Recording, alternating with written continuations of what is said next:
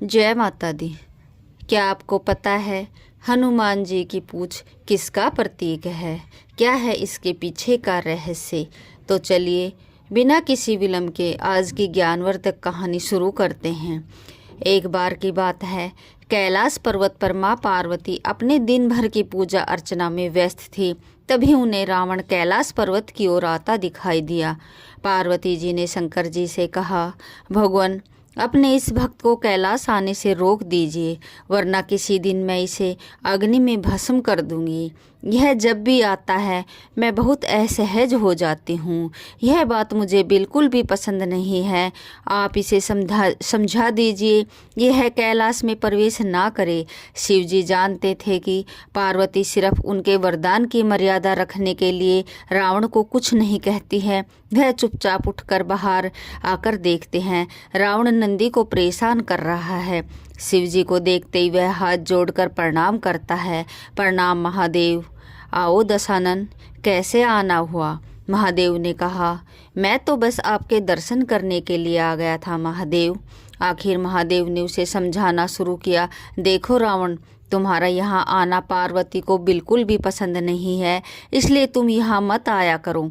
महादेव, यह आप क्या कह रहे हैं? आपने ही तो मुझे किसी भी समय आपके दर्शन के लिए कैलाश पर्वत आने का वरदान दिया है, और अब आप ही अपने वरदान को वापस ले रहे हैं। ऐसी बात नहीं है रावण, लेकिन तुम्हारे क्रियाकलापों से पार्वती परेशान रहती है, और किसी दिन उसने तुम्हें श्राप दे दिया तो मैं कुछ भी नहीं कर पाऊंगा। इसलिए बेहतर यही है कि तुम यहाँ पर ना आओ, फिर आपका वरदान तो मिथ्या हो जाएगा महादेव। रावण ने कहा। भोलेनाथ ने कहा, मैं तुम्हें आज एक और वरदान देता हूँ। तुम जब भी मुझे याद करोगे मैं स्वयं ही तुम्हारे पास आ जाऊँगा, लेकिन तुम अब किसी भी परिस्थिति में कैलाश पर्वत पर मत आना। अब तुम यहाँ से जाओ, पार्वती तुमसे बहुत रुष्ट है। रावण चला जाता है। समय बदलता है। हनुमान जी रावण की स्वर्ण नगरी लंका को जलाकर राख करके चले जाते हैं, और रावण उनका कुछ नहीं कर सकता। वह सोचते सोचते परेशान हो जाता है कि आखिर उस हनुमान में इतनी शक्ति आई कहाँ से। परेशान होकर वह महल में स्थित शिव मंदिर में जाकर शिव जी की प्रार्थना आरंभ करता है। जटालवि जंगलम परवा पापत स्थले गले अवलंबित भुजतुंग मालिका।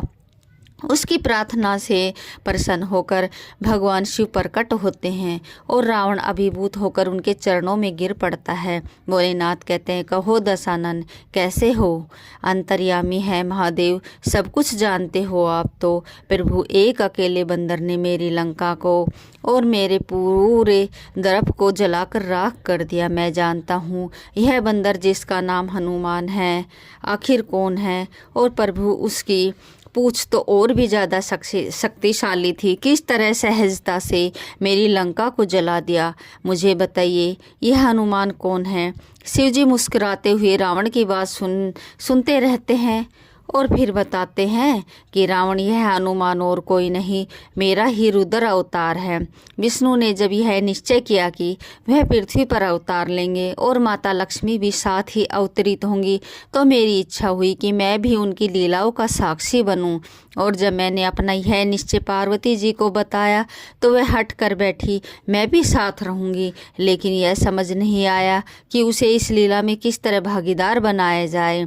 तब सभी देवताओं ने मिलकर मुझे यह मार्ग बताया, आप तो बंदर बन जाइए, और शक्ति स्वरूपा पार्वती देवी आपकी पूछ के रूप में आपके साथ रहे, तभी आप दोनों साथ रह सकते हैं।